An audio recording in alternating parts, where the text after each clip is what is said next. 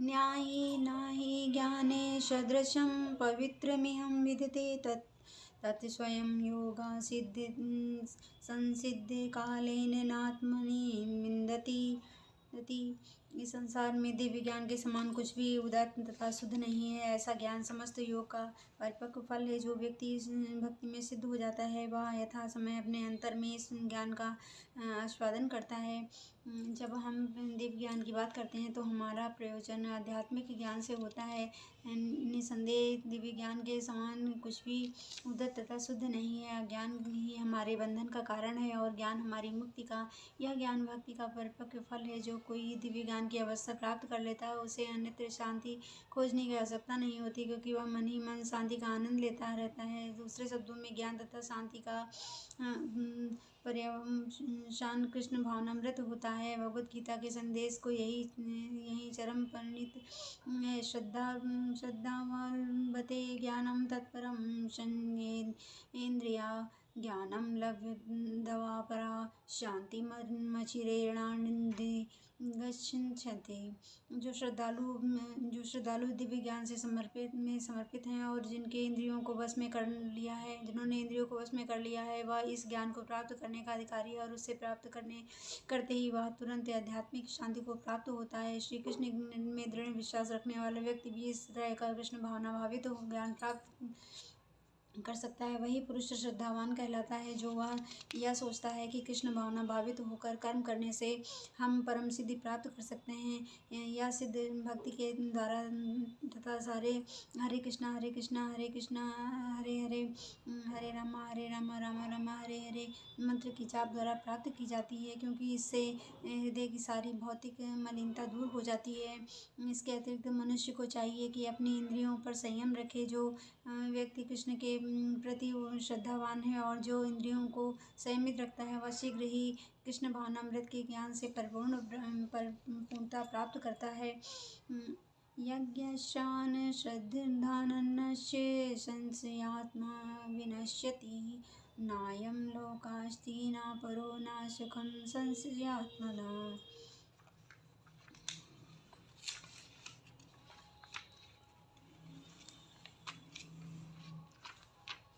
किंतु जो अज्ञानी तथा श्रद्धा विहीन व्यक्ति शास्त्रों में संदेह करते हैं वे भगवत भावनामृत नहीं हो सकते, नहीं प्राप्त करते हैं, अपितु नीचे गिर जाते हैं। संशयात्मकता के लिए ना तो इस लोक में ना ही परलोक में कोई सुख है। भगवद गीता सभी प्रामाणिक एवं मान्य शास्त्रों से सर्वोत्तम है। जो लोग पशु तुल्य हैं उनमें से तो प्रामाणिक शास्त्रों के प्रति कोई श्रद्धा और ना उनका ज्ञान होता है, और कुछ लोगों को यद्यपि उनका ज्ञान होता है तो उनमें वे उद्धरण करते रहते हैं, किंतु उनमें वास्तविक विश्वास नहीं करते। यहाँ तक कि कुछ लोग जिनमें भगवद गीता जैसे शास्त्रों में श्रद्धा होती भी है, फिर भी वे ना तो भगवान कृष्ण में विश्वास करते हैं ना ही पूजा करते हैं। ऐसे लोग कृष्ण भावनामृत का कोई ज्ञान नहीं होता, वे नीचे गिरते हैं। अपितु सभी कोटि के व्यक्तियों में जो श्रद्धालु नहीं हैं और सदैव संशयग्रस्त रहते हैं वे तनिक भी उन्नति नहीं कर पाते हैं। जो लोग ईश्वर तथा उनके वचनों में श्रद्धा नहीं रखते उन्हें ना तो केवल संसार में ना ही भावी लोक में कुछ हाथ लगता है। इसके लिए किसी भी प्रकार का सुख नहीं है। अतः मनुष्य को चाहिए कि श्रद्धा भाव से शास्त्रों के सिद्धांतों का पालन करें और ज्ञान प्राप्त करें। जो इसी ज्ञान से मनुष्य आध्यात्मिक अनुभूति के दिव्य पद पर पहुंच सकता है। दूसरे शब्दों में आध्यात्मिक उत्थान में संशय ग्रस्त मनुष्यों की कोई स्थान नहीं मिलता है। अतः मनुष्य को चाहिए कि परंपरा के चलते आ रहे भगवान महान आचार्यों के पद चिन्हों का अनुसरण करें और सफलता प्राप्त करें। योग संन्यस्त कर्मणा ज्ञान संन्यस्त संशयम् आत्मवन्तं च न कर्माणि निबंधति धनंजय। जो व्यक्ति अपने कर्म फलों का परित्याग करते हुए भक्ति करता है और जिसके संशय दिव्य ज्ञान द्वारा विनष्ट हो चुके होते हैं वही वास्तव में आत्मपरायण है। वे हे धनंजय वह कर्मों के बंधन से नहीं पड़ता है नहीं बनता है। जो मनुष्य भगवत गीता की शिक्षा का उसी रूप में पालन करता है जिस रूप में भगवान श्री कृष्ण ने दी है, तो वह दिव्य ज्ञान की कृपा से समस्त संशयों से मुक्त हो जाता है। पूर्णतया कृष्ण भावना भावित होने के कारण उसे भगवान के अंश रूप में अपने स्वरूप का ज्ञान पहले से ही हो जाता है। अतएव निसंदेह वह कर्म बंधन से मुक्त होता है। तस्मादज्ञान संभूतात् हस्तम ज्ञानात्मना चित्वेनं संशयायोगमातिष्ठोत्तिष्ठत् भारत। तो तुम्हारे हृदय में अज्ञान के कारण जो संशय उठे हैं उन्हें ज्ञान रूपी साथ से काट डालो। हे भरत, तुम योग से समन्वित होकर खड़े हो और युद्ध करो।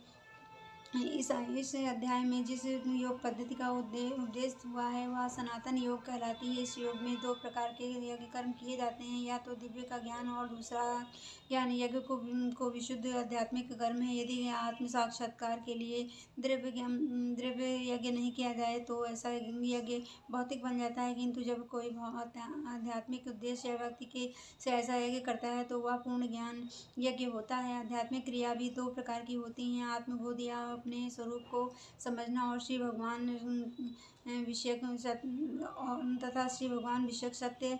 जो भगवत गीता के मार्ग का पालन करता है वह ज्ञान की इन दोनों श्रेणियों को समझ सकता है, जिसके लिए भगवान के अंश स्वरूप आत्मज्ञान को प्राप्त करने में कोई कठिनाई नहीं होती। ऐसा ज्ञान लाभप्रद है क्योंकि ऐसा व्यक्ति भगवान के दिव्य कार्यकलापों को समझ सकता है। इस अध्याय के प्रारंभ में स्वयं भगवान ने अपने दिव्य कार्यकलापों का वर्णन किया है। जो व्यक्ति गीता के उपदेशों को नहीं समझता वह श्रद्धाविहीन है, और जो भगवान द्वारा उपदेश देने पर भी भगवान के सच्चिदानंद स्वरूप को नहीं समझ पाता है वह तो यह समझना चाहिए कि वह निपट मूर्ख है।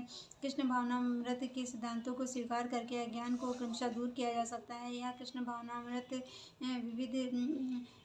विविध देव यज्ञ, ब्रह्म यज्ञ, ब्रह्मचर्य यज्ञ, गृहस्थ यज्ञ, इंद्रिय संयम यज्ञ, योग साधना यज्ञ, तपस्या यज्ञ, द्रव्य यज्ञ, स्वाध्याय यज्ञ तथा वर्णाश्रम धर्म में भाग लेकर जागृत किया जा सकता है। ये सब यज्ञ कहलाते हैं और ये नियमित कर्म पर आधारित हैं, किंतु इन सब कार्यकलापों के भीतर सबसे महत्वपूर्ण कार्य आत्म साक्षात्कार का है। जो इस उद्देश्य को खोज लेता है वही भगवत गीता का वास्तविक पाठक है, किंतु जो कृष्ण को प्रमाण नहीं मानता वह नीचे गिर जाता है। अतः मनुष्य को चाहिए कि वह सेवा तथा समर्पण समेत किसी प्रमाणित गुरु के निर्देश में भगवत गीता का अन्य किसी शास्त्र का अध्ययन करे। प्रमाणित गुरु अनंत काल में चली आने वाली परंपरा में होता है और वह परमेश्वर के उन उपदेशों से तनिक भी विपथ नहीं है उन्होंने होता है जिन्हें उन्होंने लाखों वर्ष पूर्व सूर्यदेव को दिया था और जिससे भगवत गीता के उपदेश इस धराधाम में आए। अतः गीता में ही व्यक्ति भगवत गीता के पद का अनुसरण करना चाहिए और उन लोगों से सावधान रहना चाहिए जो आत्म शलाघावश अन्यों को वास्तविक पद से विपथ करते रहते हैं। भगवान निश्चित रूप से परम पुरुष हैं और उनके कार्यकलाप दिव्य हैं। जो उसे समझता है वह भगवत गीता का अध्ययन शुभारंभ करते ही मुक्त होता है।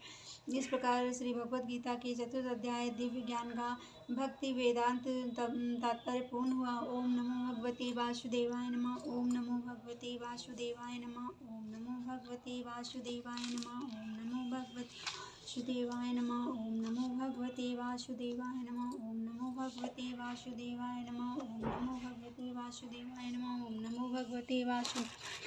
ओम नमो भगवते वासुदेवाय नमः। ओम नमो भगवते वासुदेवाय नमः।